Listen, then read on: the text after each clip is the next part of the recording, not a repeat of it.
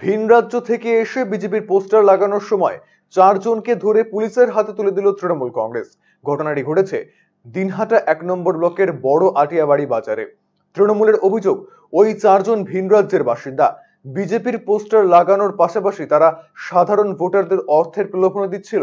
যদিও বিজেপির তরফ থেকে বলা হয়েছে ওই 4 ব্যক্তি সাধারণ শ্রমিক, তারা পোস্টার লাগাচ্ছিল কিন্তু কাউকে টাকার প্রলোভন দেয়নি। পুলিশ ওই 4 জনকে থানায় নিয়ে গিয়ে জিজ্ঞাসাবাদ শুরু করেছে।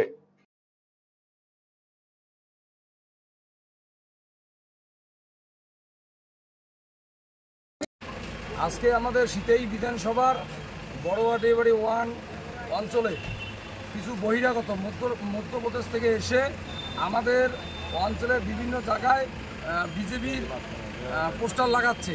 সে পোস্টার লাগাতেই পারে, কিন্তু টাকার প্রলোভন এবং আমাদের এলাকার লোককে আজে বাজে কথা বলছে। তাতে এলাকার লোক আমরা ঐক্যবদ্ধ হয়ে সেই মধ্যপ্রদেশ থেকে আসা লোকদের আমরা পুলিশের হাতে তুলে দিলাম। সব টিএমসি সব মিথ্যা কথা। টিএমসি সংবিধান থেকে বোঝে না। অ্যাকচুয়ালি এটা হচ্ছে সর্বভারতীয় একটা নির্বাচন। এখানে অ্যাকচুয়ালি যে স্টিকারগুলো লাগা হচ্ছে পোস্টারগুলো, সেটা হচ্ছে আটা প্লাস্টিক। হ্যাঁ, সেটা আমরা যদি কার্যকর্তা লাগাই এখানকার লোক, সেটা 100টার মধ্যে 80টা নষ্ট হয়ে যাচ্ছে।